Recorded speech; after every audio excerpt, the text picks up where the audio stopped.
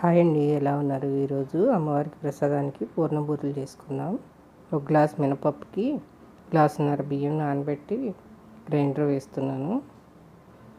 బాగా మెత్తగా గ్రైండర్ వేసుకోండి. ఒక కప్పు పచ్చనిపప్పు నానబెట్టుకున్నాను. ఒక గంట ముందు నానబెట్టుకోండి. నానబెట్టుకుని బాగా కడిగి 2 సార్లు కడిగి పక్కన పెట్టుకోండి. ఒక గంట నానిన తర్వాత ఉడకబెట్టుకుందాం. ఇలా చేస్తే రాని వాళ్ళకి కొత్త వాళ్ళు కూడా చేయగలుగుతారండి. ఒకసారి ట్రై చేసి చూడండి. గంట నానిన తర్వాత పచ్చనిపప్పుని కుక్కర్లో వేసి 3 గ్లాసులు నీళ్లు పోసి 2 విజిల్స్ రానివ్వండి. మరి ఎక్కువ మెత్తగా ఉడకకూడదు, కొంచెం పలుగ్గానే ఉండాలి. 2 విజిల్స్ వచ్చాక వాటిని వడపోసుకుందాం. వడపోసుకున్న తర్వాత ఏ గ్లాస్తో అయితే పచ్చనిపప్పు పోసామో అదే గ్లాస్తో బెల్లం తీసుకుని కొంచెం నీళ్ళు పోసి కరగబెట్టుకుందాం. ఇప్పుడు దోసపిండి గ్రైండర్ వేసుకున్నాం కదా, దాంట్లో 2 స్పూన్లు మైదా, కొంచెం తినే సోడా ఉప్పు వేసి కొంచెం ఉప్పు వేసి కలిపి పక్కన పెట్టుకుందాం. ఇప్పుడు పచ్చనిపప్పు మిక్సీ వేసుకుందాం. వడేసింది పచ్చగా మిక్సీ వేసి దాన్ని బాండీలో వేసి నాన్ స్టిక్ దాంట్లో వేసుకోండి. కొంచెం యాలక్కాయ పొడి వేసి ఒక పావు స్పూన్ కరిగించిన బెల్లాన్ని దాంట్లో వడపోసుకుందాం. రాళ్ళు ఇసుక అది ఉంటుంది. టైం వేస్ట్ అవ్వకూడదని నేను పక్కన పెట్టి త్వరగా చూపిస్తున్నానండి.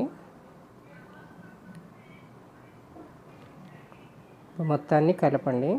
బెల్లము పచ్చిశనగపప్పు అంతా కలిపి నేను కొంచెం కొబ్బరి వేసానండి. ఎండు కొబ్బరి వేసాను. కొంచెం వేసి బాగా కలిపి వేగిన తర్వాత పక్కన పెట్టుకోండి. ఇప్పుడు బాండీలో ఆయిల్ వేడి చేసుకుందాం. ఈలోపు చల్లారుతుంది. బండిలో బాగా ఆయిల్ పోసి కొంచెం ఎక్కువే పోసుకోండి. బాగా వేడైన తర్వాత ఇప్పుడు చల్లారింది. అది చిన్న ఉండలు చేసి పెట్టుకుందాం. నేను కొంచెం పెద్ద సైజే చేశానండి, మీరు చేసే సైజుని బట్టి చేసుకోండి. నేను ఎవరికైనా ఇవ్వటానికి ఒకటి ఇస్తే ఫుల్ అవుతుంది కదా, వాళ్ళకి ప్రసాదం కింద పెట్టి నైవేద్యం ఇవ్వటానికి అని అలా పెద్దవి చేశాను.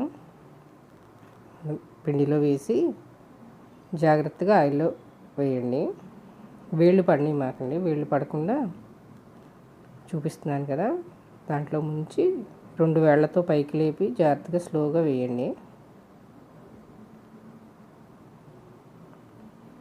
అలా ఒక్కొక్కటి వేస్తూ ఉండండి. ఇలా చేసి అమ్మవారికి పెట్టి నైవేద్యం ఈజీగా అయిపోతుంది. త్వరగా ఫాస్ట్గా 1/2 అవర్ లోపే అయిపోతుంది. చూడండి, వేగిన తర్వాత తీసి అమ్మవారికి నైవేద్యం పెట్టండి. శ్రావణ మాసంలో ఈజీగా అయిపోయే అమ్మవారికి ఇష్టమైన పూర్ణం బూరెలు చేసుకుని ఎలా ఉందో కామెంట్ చేయండి. నచ్చితే లైక్ చేయండి, షేర్ చేయండి, సబ్స్క్రైబ్ చేయండి.